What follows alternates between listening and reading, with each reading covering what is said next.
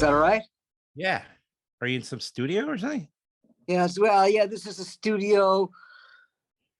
It's a 2-car garage that we made into a studio, but Nice. it's slow.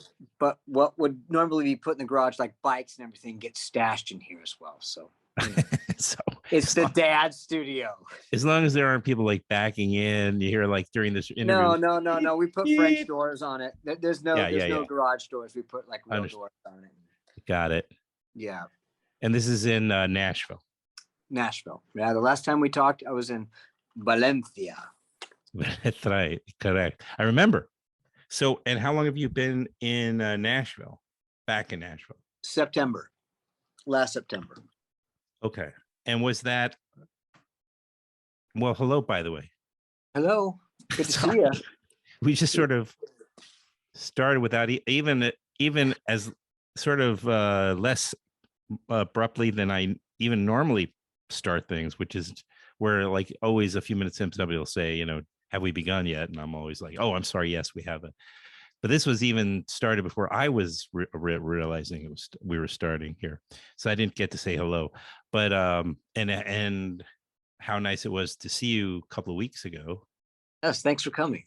Yeah, my pleasure. I kind of just like that venue. It's just kind of almost refreshing to go like, on that block in that kind of urban environment. And I just haven't spent a lot of time in Albany either. Where do you live? I live exactly about 45, almost an hour, maybe 45 minutes to an hour south of there. Okay. on the New York City side of the Hudson, so on the east side of the Hudson. Oh, okay. But although I'm quarantining with, although I do spend a lot of my time up with my girlfriend, and she's like around the Catskill, New York area, meaning there's an actual town called Catskill. Right. These are such charming towns. Like they're great. Yeah. Yeah. I mean, you love it. I mean, I know you must get up here once in a while for, performing, but surprisingly, like you've never played the Egg, for instance, which is in Albany. It's called the Egg. That was the first time I'd ever played in Albany. And maybe the last. I hope not. I mean, I'm just kidding. I do play up around New York State a lot. Yeah. Well, I wouldn't say a lot. Where I played is interesting is Daryl's house. Yeah, sure. It's a good place. And then my manager lives in Woodstock, so I'm up around there. I played a place called, I think it's called the Colony House, actually. Yeah, there's a place called the Colony House. I now live very close to that area, but I'm still kind of across the river. And I guess Athens, which is the actual town my girlfriend lives in, is a bit north, let's say 20 miles north of Woodstock area, let's say. Okay. Right. Anyway, whatever. But yeah, it's this whole area is suffused with music, and I mean, it's wonderful. I mean, you mentioned Daryl's house, for instance. I think I mentioned when I saw you after the show at the Linda that I'm now working at a radio station, and a real indie radio station. We play the uh, Hollow Moon. Hollow Moon, excuse me. Oh, great! I'm glad you I mean, played. it's Yeah. getting airplay, and the guy that's the morning guy there, who's the program director, Rick. He's very fond of your stuff. So Oh, great. Well, so it's really, yeah, it's such a nice. And when I talked to you last time, I was still in New York City. You were in Spain. That's right. That's right. So a lot of changes. Is this Nashville move? Is it more permanent? No, not really. I don't Okay. think so. I think there's a middle school behind our home, so and my kids are both in middle school here in Nashville, so it just made sense to kind of come. We weren't sure if we were gonna. I kind of wanted to stay in Valencia. We had the house here. We were, the pandemic happened. We weren't sure if we were going to rent it out or sell it or what to do, Yeah. So we came back a couple times and we're like, okay, let's, get our stuff and sell our stuff and, go back. And then finally we just ended up moving back in September. So we've been here, it'll be a year in September, and then we'll probably do the next school year, and then we'll see what happens. I'm not sure. I get it, right? Because there'll be a natural sort of break where you can reassess what makes the most sense for everybody in the family. Right. It's when you have children, it's kind of where they can go to school, and I mean, my career can happen anywhere. What I do, I can do anywhere. So, I guess so, because even though your songs are with the exception of maybe one album that you did in Spanish, right? Yeah, just a few songs were in Spanish. Yeah. Okay, a few songs.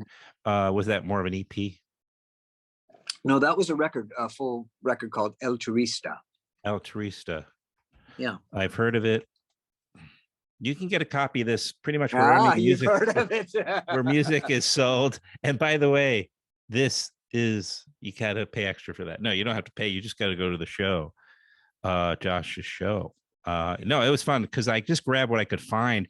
But Josh, you signed like 4 of my CDs, but I just wanted to mention I have more of them actually. I couldn't find great. 1972. That's and great. And the other one you did with Paz, your wife, what was it called? Oh, she's Spanish, I'm American. That's great. But I do have this one. Nice. Yeah, you do have some kids there. I do. Oh yeah. I do. I was turned on to you a long time ago, fortunately. So, and I'm loyal, if nothing else, Yeah, thank you. Well, it was great to be able to come and see you in such an intimate venue as the Linda. If people are anybody's listening out there, and hopefully so, if you're in the Albany area, check that place out. We were talking about it a little bit, and it was like it's this little studio where they do live shows, live recordings, and how did you find it? I was booked there. I think. How did you find the experience? I'm sorry. Well, when you're recording, they were recording it to broadcast it live on the radio. It might have already been broadcast. So they were slightly uptight about that. They were like, no swear words if any of your songs have anything, and I kind of feel like that creates, when you play a room like that, which is it's very beautiful. There's no bar in it, and everyone's kind of seated. It can be very cold sometimes. I found it to be a bit cold, to be honest. Oh, I see what you mean. Yes. The rest of the shows were definitely more, there were a lot of audience interaction. It just felt like a more loose experience, like more of the shows I'm used to. I felt like I was auditioning a bit. Because people were not really expressive. It was the interesting in the crowd. I was up front. I was up front. I know what you mean. Expressive. You're like, I didn't feel like no one. Is this on? I felt like people enjoyed it, but the atmosphere that was kind of created there was slightly like they were going to a church recital instead of seeing some you know, some kind of I got I right. slinky singer You know, songwriter music, you know. yeah, there you go. But and what a great drummer, Keith. What was his name? Keith? Is it? No, Mark Krøsset. Mark. Yeah. I'm sorry. He's so terrific. Yeah. And what I was going to say, I don't think it was anybody. No, I think it is sort of. Well, first of all, there wasn't a bar. This must be really exciting for people to watch, but there wasn't a bar per se, but there was like a concession, or, you know, where you could get, like, I got a glass of wine. It was fine, but yeah, it wasn't that kind of environment. And a bar lends itself to a venue having a certain vibe. And well, yeah, I mean, you kind of part of why we're even playing, or, you know, I mean, I don't say I don't. I'm performing music, but really, you know, I'm selling booze for all these places that I play at. Right. Yeah, and it's essentially what it boils down to. It's not my job, but essentially that's what it boils down to. And I kind of feel that like that does, you know, when there is a bar, or even if you're playing someplace like City Winery, there is an atmosphere where people can they're sitting at tables and they can socialize. You know, it's a social engagement. You know, it's a social. Very much so. Right. Engagement. Yeah. And speaking of City Winery, you are playing at the City Winery Nashville on the 22nd. We're going to try to let people know in Nashville that they should go. Oh, thank you. If it's not sold out yet, it's probably going to be sold out by the time I post this, you know. I hope so. And then you're taking a little break before what looks like leading into a fall Midwestern tour, although let's just say post Labor Day. That's right. Uh-huh. So, and I'll be with a few more musicians for that one. And then I'm going to be over in Europe for 3 weeks. And that should kind of round out the end of the year. I don't know if anything's happening after that, December or not. But. Right. So you went. And then my acting gig. That's right. That was the next thing I was going to bring up. You read my mind. I don't have an acting gig, but I'm looking for one. Let people know. Yeah. Well, last time we spoke, you know, it was like, actually, you know, who also had the same, I was going to say, you know, who also had the similar response, and I hadn't told you what it was yet, which is kind of, maybe you thought that we were talking more about film than we did. I don't know if that's what your experience was, but because you've written some songs that have ended up in films. Oh yeah. And one you got a big award for in Europe, right? And then right, yeah. And then you ended up on the Vanilla Sky soundtrack, handpicked probably by Cameron Crowe, and yeah. But Colin Hay, I talked to Colin Hay. Oh yeah. And he at the end was sort of saying the same. He was like, I thought we were going to talk about more film, you know, like he just sort of had this. And I said, oh yeah, okay, come back on, we'll do that, because I can do that very well. It's just, but you mentioned it was surprised you wanted to get acting. At this point, was this something you've been, I don't know, playing with or, you know, like considering for a while?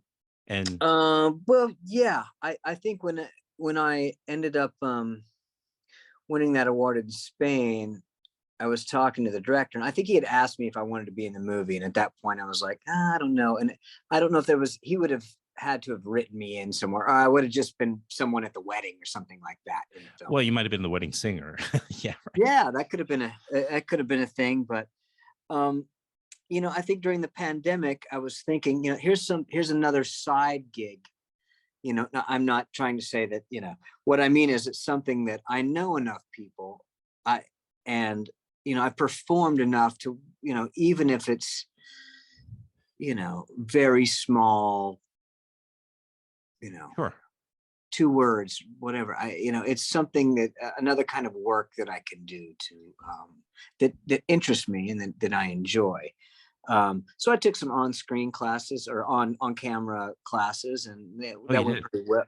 Yeah, it went pretty well. I still have yet to, I need to create kind of like a profile so I can promote myself somehow, or if I'm talking to Nicole Holofcener, then I can, you know, send her my thing, who I think she's a fan of mine as well. I mean, there's all these people who put my songs in their films, and I could go, hey, you know, if you need. Did she do that?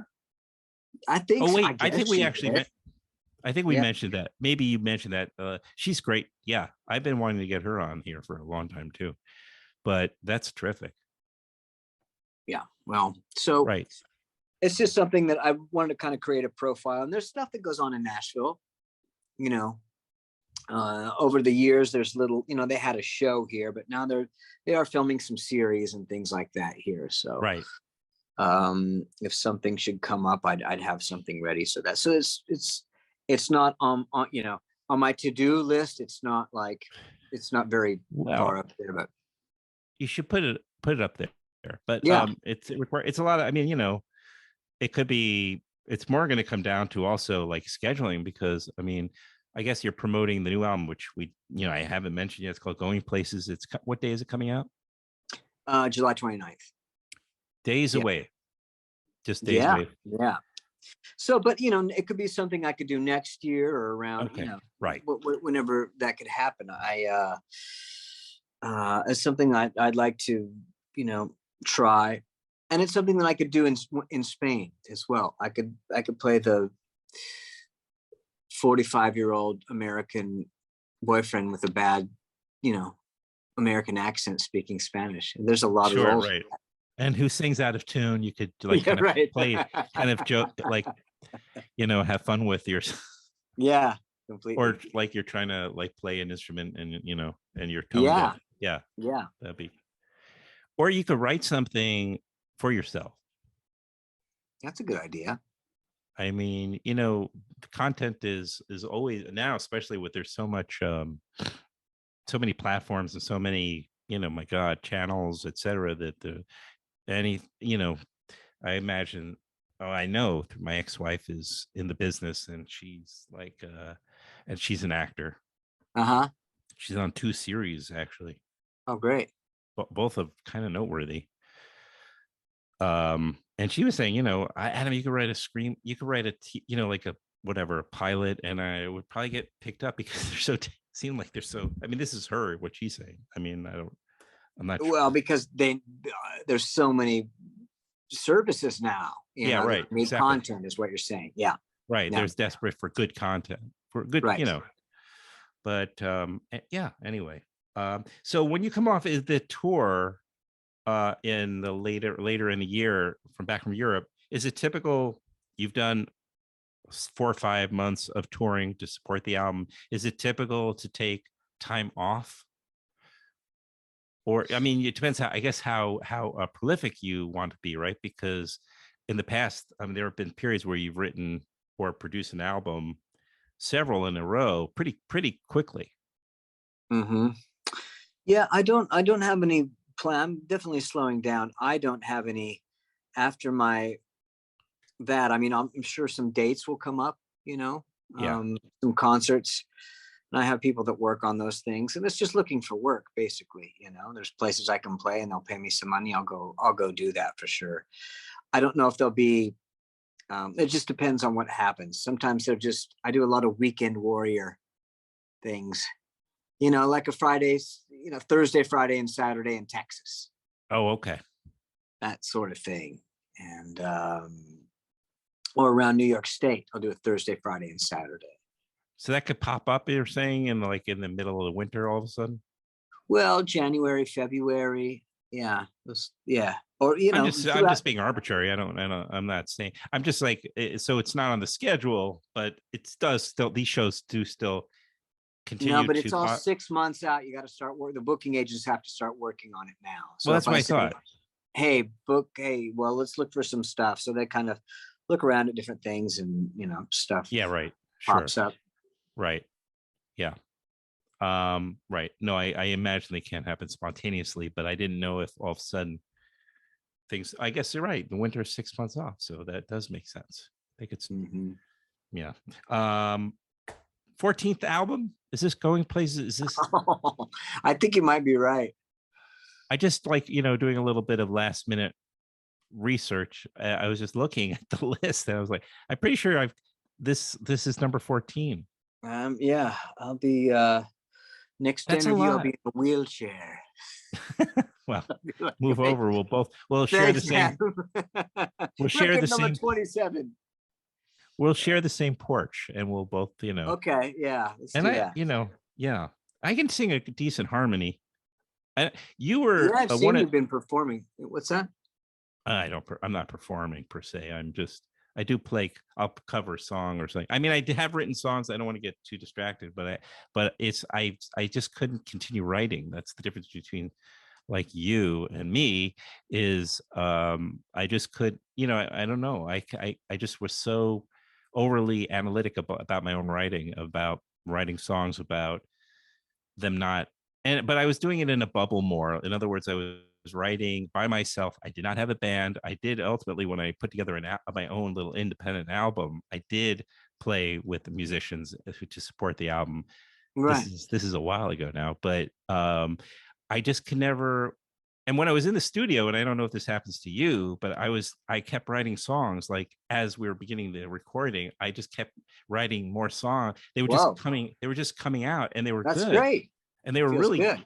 I'm like, I don't know why and then because it kind of reflects this idea, and it maybe even goes back to the idea of getting into acting, or trying to, spread your, what's the right term? Maybe just to branch out, it's about I've done some acting in independent films too, a little bit, or been involved in nonfiction films. And it's just about being in a creative environment and, being creative and being around creative people. Exactly. It's very inspiring. Yeah. So I think that's what I just didn't do enough of, putting myself in that situation as a musician. Oh, right. So I just would write this, and I just didn't want to write the same song over and over, or different. I had a limited, what I felt like was toolbox, or whatever you want to call it, where as far as how do you avoid that?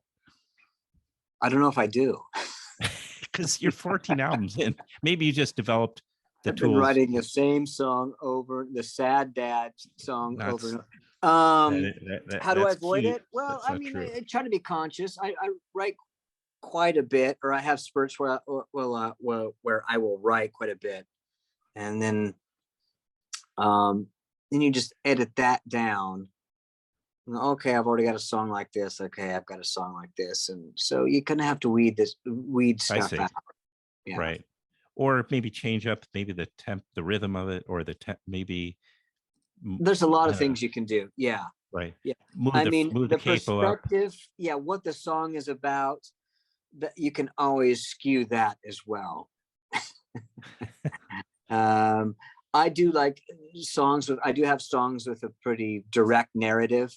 And then sometimes, I was just talking to someone the other day, and they've been a fan of mine for a long time. I was a guy in Germany, he's a journalist in Germany. And this guy he knows his stuff. I think he's like a big journalist over there. I've interviewed with him 3 or 4 times, and he really gets philosophical about it. And, he said, well, I like these, some of these songs that you have, the meaning of them is always changing for me, because it's not about,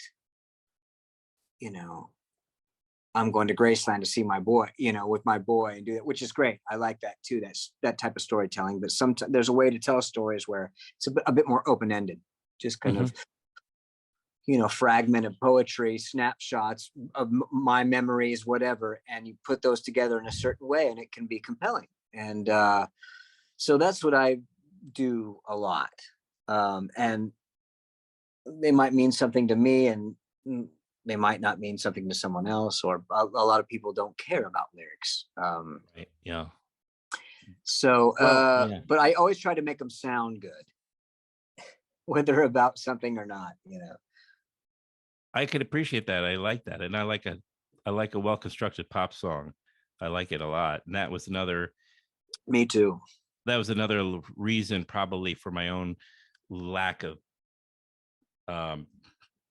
being prolific, because my standards for my songs were just so high. Yeah. I mean, the craft. Yeah. But I don't think that's healthy for somebody like me then, because I think you're just write and get them done and move on to the next, and then you'll get that special, song that you've been meaning to get to. It just where everything just falls together exactly right. But maybe you discover that's one of those other songs you were kind of quote unquote tossing off. Actually, there's something there, and when you play maybe with your band, all of a sudden they bring something to life maybe you didn't even see. I mean, any of these things are possible, right? Yeah. Well, this new record, I gotta stop. I gotta go get my guitar. Thanks, though. I appreciate it. Yeah. For example, on this new record, one of the first songs that when I turned it into the record label that they picked was the last song I put on the record. I didn't think it was, I didn't even want to put it on there. Hollow Moon. And I was thinking I was going to leave it on. No, it's called Stick Around. And they really liked it. And I said, okay, well, I mean, it's just a Spotify type single, but right.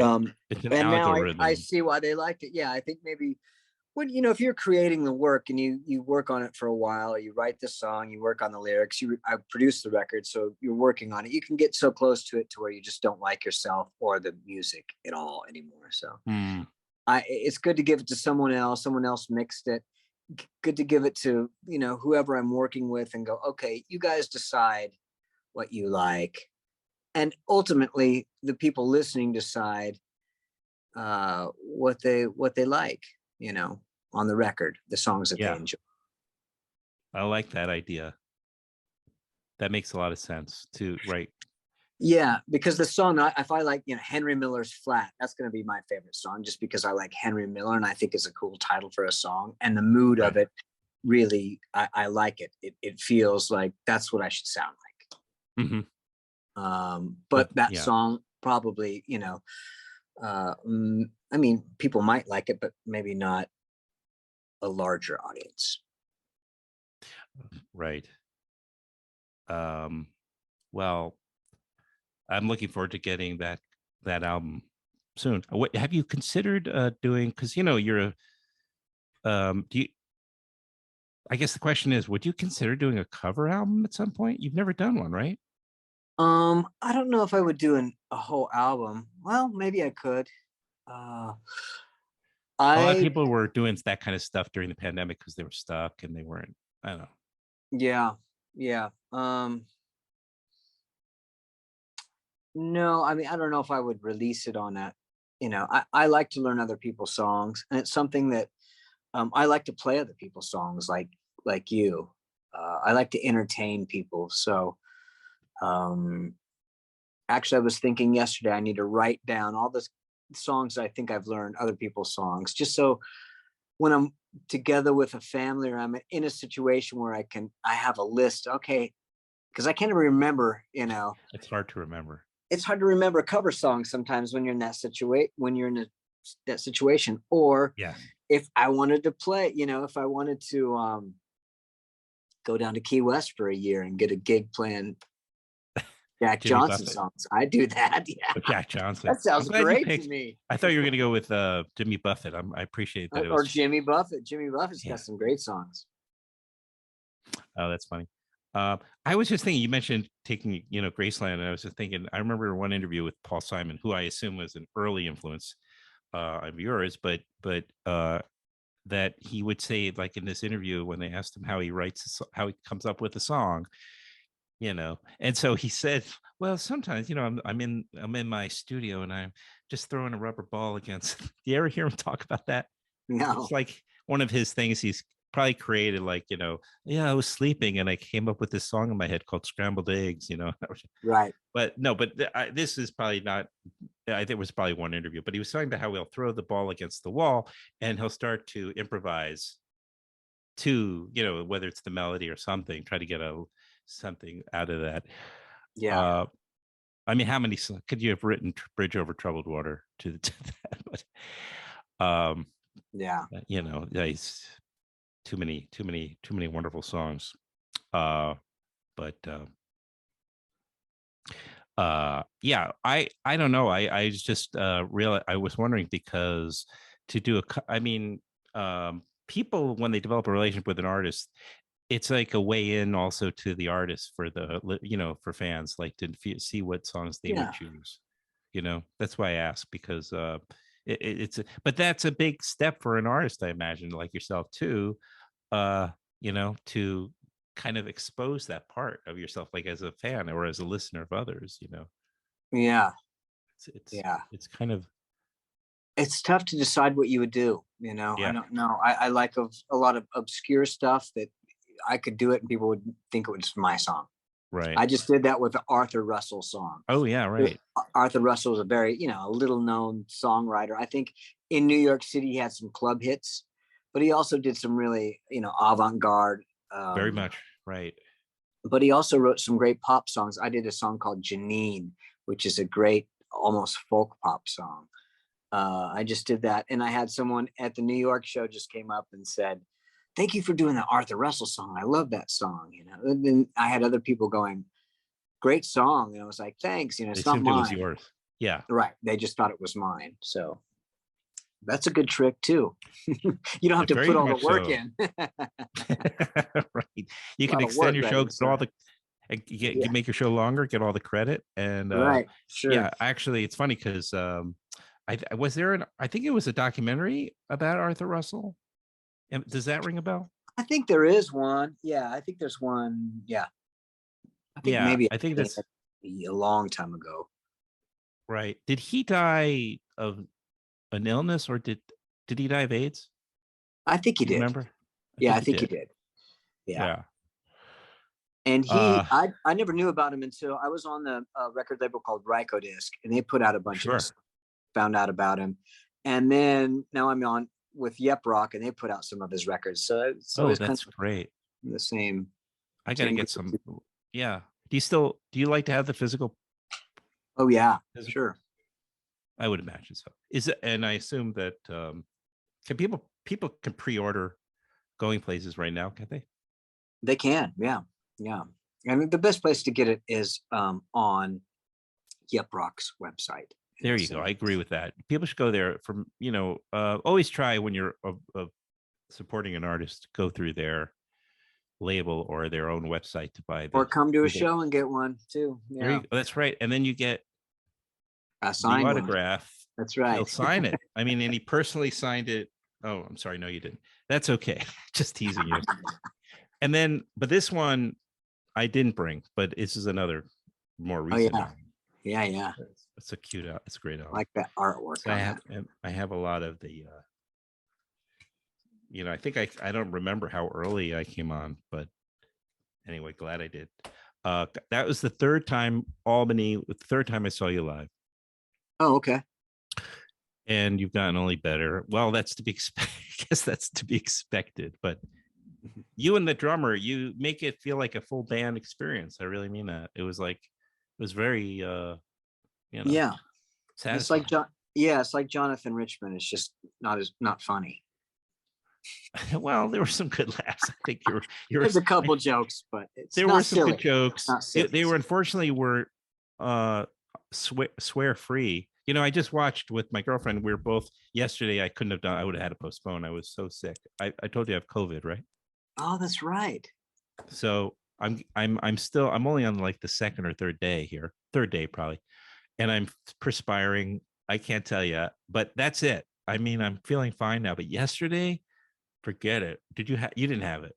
I've had it a few times. Yeah. And my drummer who was with, I was worried that I would get it again, or he would get it while we were out there, because it was popping up all over. And and then a few days after we got back, he texted me and said, "How do you feel?" And so he got it. No. And I was fine, but yeah. Well, I remember you were wearing the mask when we were talking. You were just being really cautious about it when you're standing around other people. I did, but then I finally just let that go. I think I forgot about it, and then Well, but I was fine. Well, I only bring it up. You're feeling good, and or you're feeling better, and the same. I'm happy that that this is just, for most people, has become something that's kind of like a bad cold, right? Yeah, or little flu. It was just, right. Felt like, yeah. But I just wanted to say that the only reason I brought it up, other than sympathy from you, was that we were both on the couch and we watched that George Carlin documentary. Oh, I want to see that. I haven't seen it yet. Watch it. It's really good to bring things back kind of full circle about films and stuff. But it's, I mean, it's long. It didn't have to be 4 hours. Wow, it's 4 hours. It's like a 2-part. Yeah, it's like this thing that Judd Apatow seems to do when he did it with the Gary Shanley documentary, which is also really great. But it's just very. he doesn't have to edit himself. There, he can make as long as he wants. Shut Apatow, for God's sake. But and it's just so much about, you know, censorship, you know, is a big part of his, right, especially in the middle years where he, you know, came up with some words you can't say on television. It's worth watching, you know, because you were saying when you were at the Linda, they didn't want you to curse because God forbid a curse got on the radio. Of course, they get fined, so I understand. But it's just so, you know, uptight. a little uptight. Well, America's still a very uptight country, in my opinion. You know, Oh. my wife does not understand why they can't say shit on TV, or, you know, Right. And then there's all this gun violence, you know, that's on all over Yeah, TV, right. just killing people, whatever, and you can't say a word. Right. Yeah, it's fine to. Yeah. Hey, George Carlin also had a great line about that. He said, and I can only bring these up so much because I just watched the documentary again, but he says how, you know, this was back again in the 80s when this routine came up, but he goes how they you know, they're getting rid of toy guns. They're going to ban toy guns, but they're letting you keep the real ones. You know, it's like you guys have had it. Yeah. He's like he was so great at pointing out the absurdity of and as you're referring to the hypocrisy. There's just a very hypocritical country. You know, he also said 30 years ago, 40 years ago, he said, you know, oh yeah, they want to stop you from getting abortions, but you know, once the baby's born, they could give a fuck about them. You know, it's like until they're a military age, then they become important again, you know. Right. So he was so prescient, you know. He's just it's incredibly. Watch the documentary. I will. You know, and I think he's one of the masters of comedy. No, what? Totally. And he changed his thing. You know, he evolved as a comedian. It's pretty amazing. You know. He had definitely. I mean, that's a big part of this documentary is how he went from being kind of like a more straight-laced, conventional. Right. He had a comedy partner even in the early days. Okay. And then he went out on his own, but he was wearing the ties and he had the short hair, and then he decided that he wasn't being authentic, you know. And I mean, you know, it's exactly like what all artists kind of go through whenever, you know, it's just harder to do in the 50s, but by the late 60s, he was able to be his authentic self because the timing just happened to be good. He was coming up just during when the counterculture was becoming a thing, etc. Right. You know, anyway, it was really great to talk. I want to make sure you can get back. I know you have kids. Are they in this building? Is this your house? Yeah, I'm surprised we haven't been interrupted yet, which is nice. They're a little bit older. We played basketball this morning, so right, middle school. Middle school. You said they were middle school. They're in the middle school. That's great. Yeah. Yeah. Mine is. He was supposed to come up on Saturday, Sunday, whatever, and I had couldn't come up because of I got COVID. That's right. But he just graduated high school. It's pretty remarkable. Well, that's great that he still wants to come see. I think it's hard when they're that age to get any time with them, probably. Yeah. Yeah. No, but yeah, it's very true. But he's a great guy. He's a great guy. I would love to take him to one of your shows in the future. I think he'd like it. Well, I'll be up that way again. Oh, no doubt. Yeah. Oh no, we got plenty of shows ahead. So, and you know, we'll write this. I'm gonna get busy writing an indie, like a film for you. You could get indie films. They shoot so many in Nashville too. Yeah. Well. So you got both. Yeah. I'll do it. Write something. I'd love it. All right. I'm gonna get to work on that. Okay. All right, man. All right. Good talking to you. Same here. Going places, July 29th. Go to Yep Rock Records, and Yep Rock Records. Pre-ordered right now. Okay. Feel better. Right. Thank you. I will. Thank you so much. Okay.